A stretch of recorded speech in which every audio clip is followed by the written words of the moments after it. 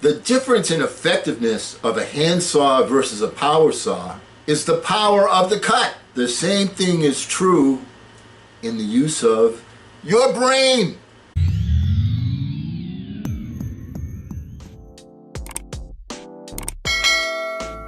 Hello again, everyone. I'm Eli's dad with Project Eli, where we educate, we lead, and we inspire.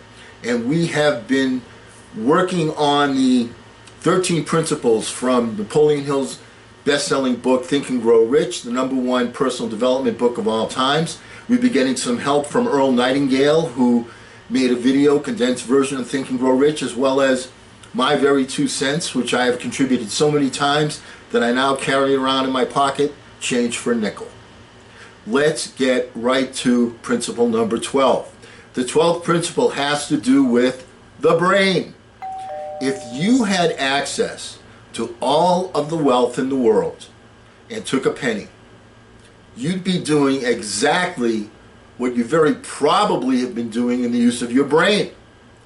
Nothing in the world is more pitiful than the misunderstanding by the typical person of the power of his or her brain and the minds to which it is connected, the conscious and the subconscious.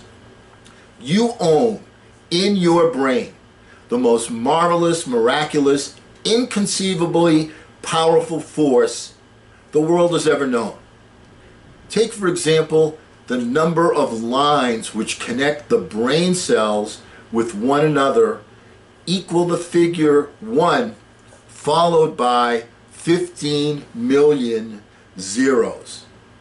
It has been determined that there are from 10 to 14 billion cells in the average human cerebral cortex. It is inconceivable that such a network of intricate machinery should be in existence for the sole purpose of carrying on the physical functions incidental to growth and maintenance of the physical body. This, the mechanism that has given us space travel, rocket probes. We just landed on Mars and without even being able to see it. The sciences, the arts, all that we know and use today and will use tomorrow have hatched from this small gray mass each of us carries around with us. Can you doubt, even for a moment, that it can bring you and yours everything you want here on this planet? Of course it can, if you'll recognize your power as an individual and stop acting like those that have never even thought about it. Give your brain the job that you've decided to accomplish and watch it handle it. Okay, that's the gist of chapter 12, but there's a key point here. The key point is the philosophy, and it's the philosophy of the entire book. And it's critical that we as the readers, we as people that want to learn from this book, understand this basic principle. Here it is. We were put on this planet by the infinite mind, the infinite intelligence, however you want to refer to that. Because, and this is the key point, there's too much coincidence. It can't just be a coincidence that we have all of these things connecting to our brain. It can't be a coincidence that we can use our subconscious mind to help us to enhance the conscious mind, to see things, to dream things. Everything in this life starts with a dream, starts with an idea, starts with a plan. It cannot be coincidence. And the basic philosophy of this book is to understand that it's not a coincidence, that the infinite mind has given us the tools, has given us the power of the electric saw versus the handsaw. But so many people don't even notice. So many people continue to use the handsaw and don't even wonder about, gee, how can I get this cut more quickly and more efficiently? Does that make sense?